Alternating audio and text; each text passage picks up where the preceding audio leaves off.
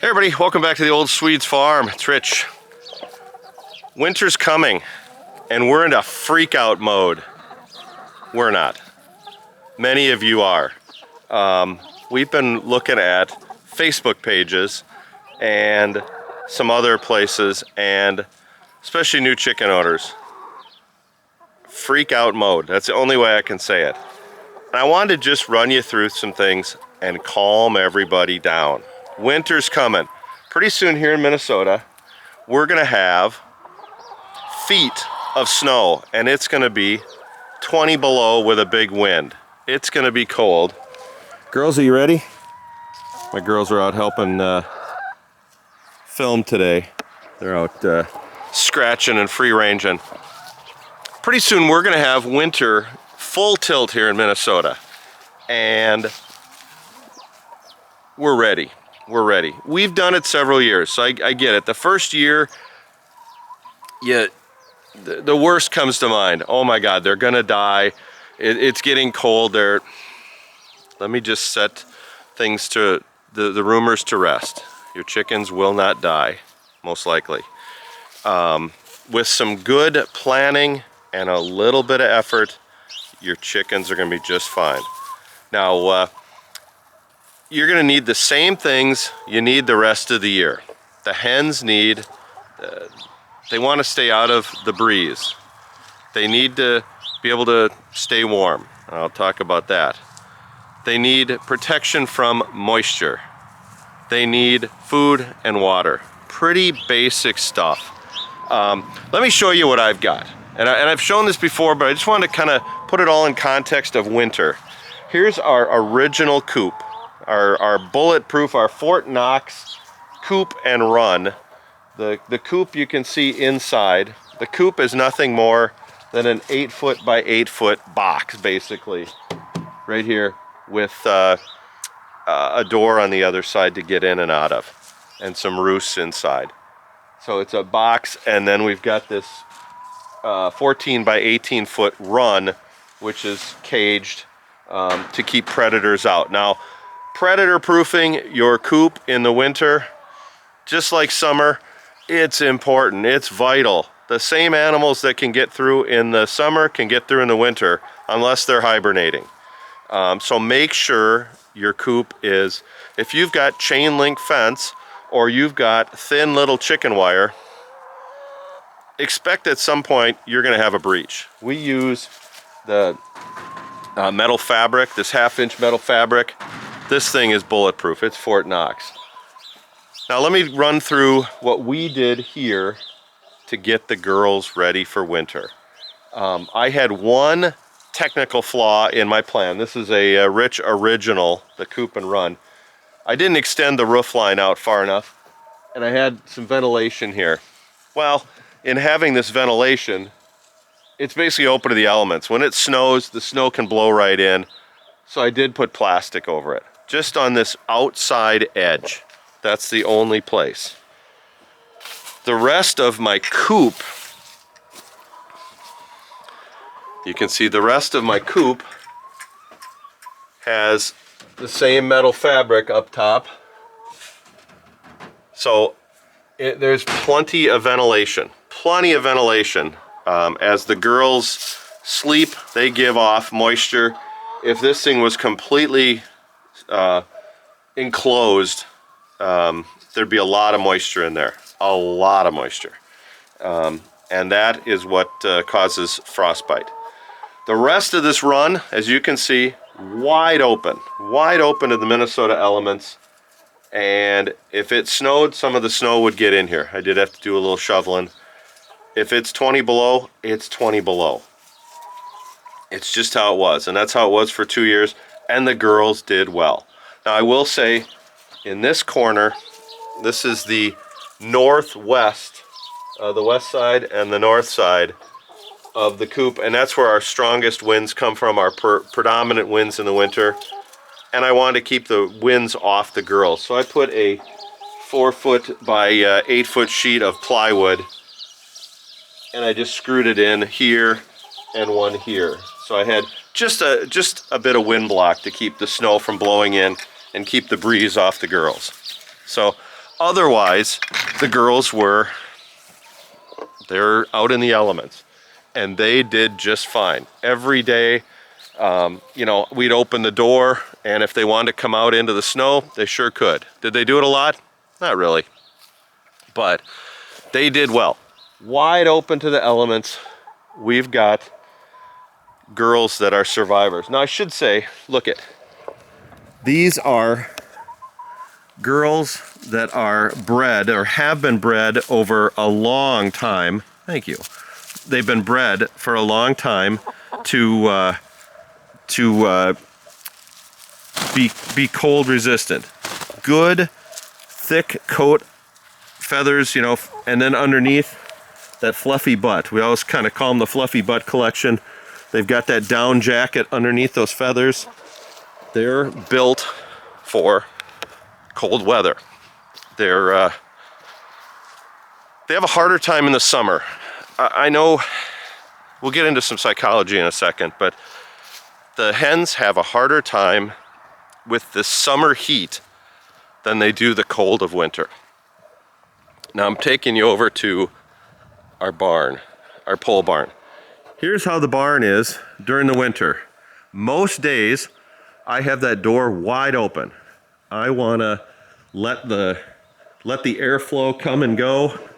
I want to make sure that the girls are, you know, again, if it's 20 below, it's 20 below in the air temperature.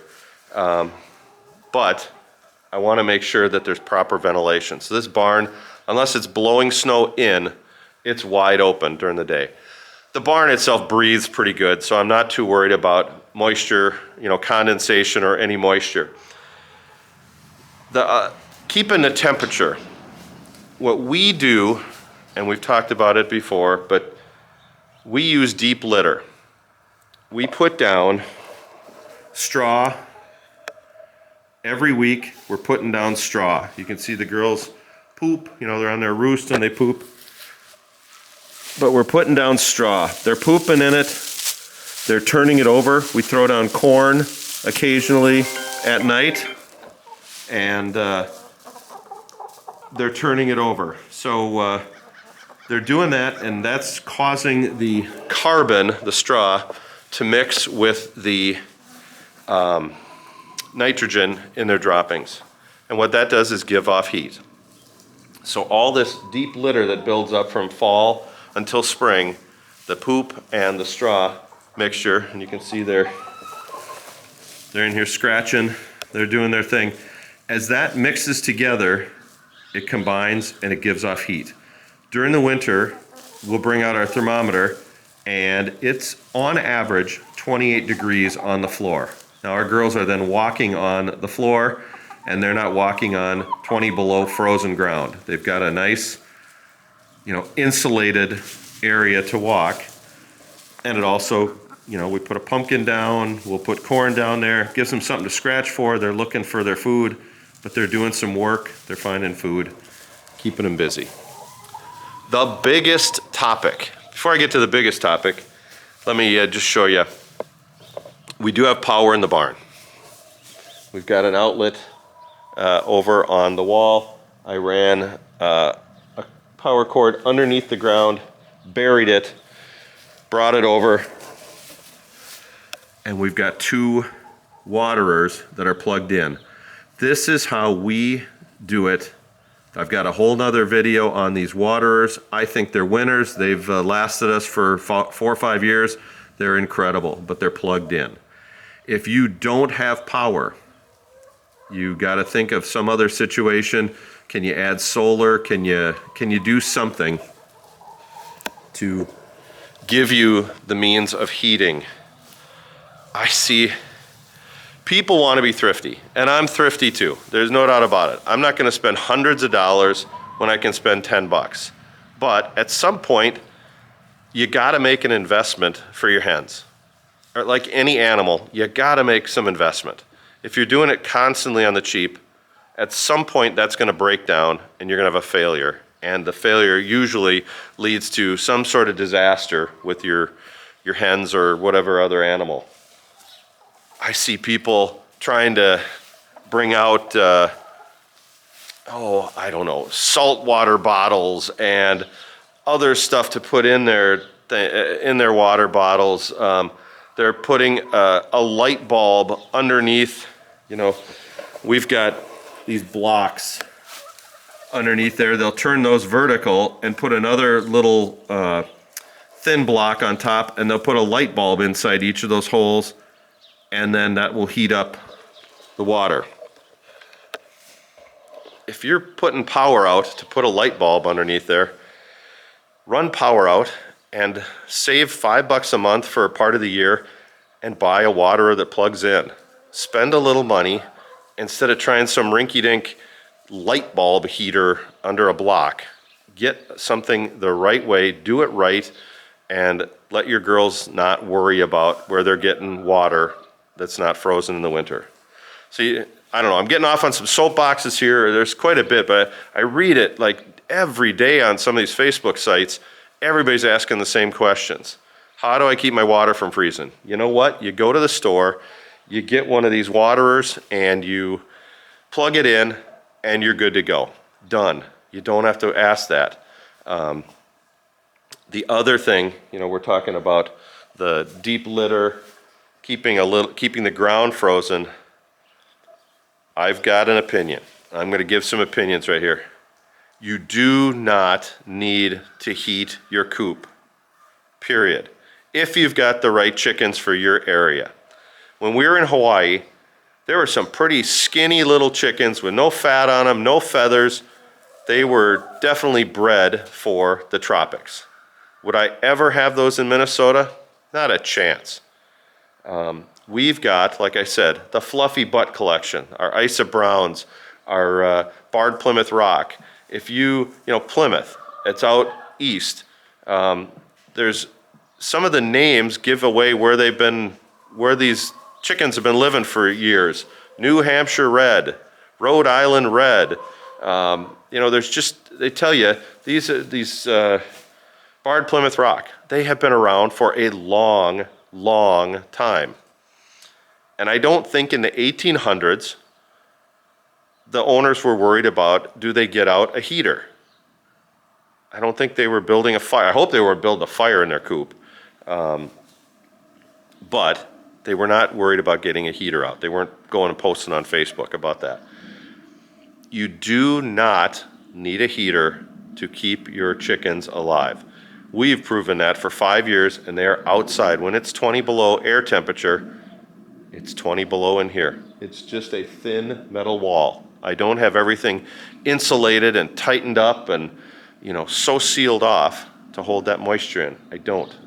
They're plenty good with their feathers and that down jacket they're wearing. They're going to be just fine. And some people, you know, I'm a Minnesota boy. I see some stuff, you know, some people from Georgia or down south posting, oh my gosh, we got to get ready because winter's going to be in the 30s. Come on. We wish in the winter it'd be in the 30s. When it gets to be the 30s in March again, we've got t-shirts on. So it's all relative, but your hens will do just fine. One thing, some people wrap their run or wrap their coop up in heavy plastic. They wrap it up so tight it's holding that moisture in. That's what causes frostbite. When your hens have all that moisture around, it condenses on things that are warm. You know, like you see it on your windows when it gets cold. But when things are warm, the moisture attracts to it. Their combs and wattle, you get that moisture on there. If there's poor ventilation, that's how you get frostbite. It's not just from being out in the cold. So I'm getting a little rambly here. Food, you got to have the same food that you have during the rest of the year. You got to provide water like you do the rest of the year. It just, in like especially our area, it needs to be heated. Do you need to have a heater going in your coop? No. I will advocate for that. All it takes is them getting used to that heat source. They sit next to it, they're right next to it the whole time, then your power goes out, and they don't know how to handle cold weather, and there's a quick drop in their temperature, they're gone. Our girls are used to, you know, we don't do it to be cruel, but we keep it the same temperature it is inside as outside. We open this big door to the elements all year round. They can get out and run around outside if they want to, and some do. Some do not mind getting out in the snow. They get out in the snow and they run up there to the lilac bushes, and they hang out there, stay out of the wind and the snow, and that's one of the things they do in the winter. There's not a lot to do in the winter, so we give them stuff to do. If you absolutely feel the need for heat, find something that's a radiant heater, not something that's got a flame or any of that. I mean, I can't think of a flame. Girls are, you know, these heat bulbs and all that. Chickens find a way to want to jump on everything. They want to explore. They're inquisitive. You get a heat lamp or whatever, you get a heat lamp that a chicken lands on and knocks down into the straw. I got a barn fire, and all your chickens are wiped out. So, all right, way long-winded on this. As you can tell, I've got some opinions. Everybody, winter's coming. Don't freak out. Some planning, a little bit of planning, and spend a little money on the right stuff. Your chickens will be just fine. If you got questions, or if you've got concerns, or if you need help, we've been doing it for many winters now. Drop us a note. We'd love to help you out. We were beginners once and went through our learning curve, and not everything's been perfect. We've done a few things right, but we will get our girls through the winter. It will get to be 20 below, and we will get feet of snow, and it will be cold and below freezing for probably a good part of December, January, February before it starts to thaw out. We'll have 3 months of pretty nasty winter. Till then, we're gonna do okay. Our chickens are gonna do okay. They're out, thought I'd bring you out here. Our compost pile where we've thrown everything. The hens love coming down here as a group and pecking and digging and scratching and checking everything out and getting those scraps. Fun, fun, fun.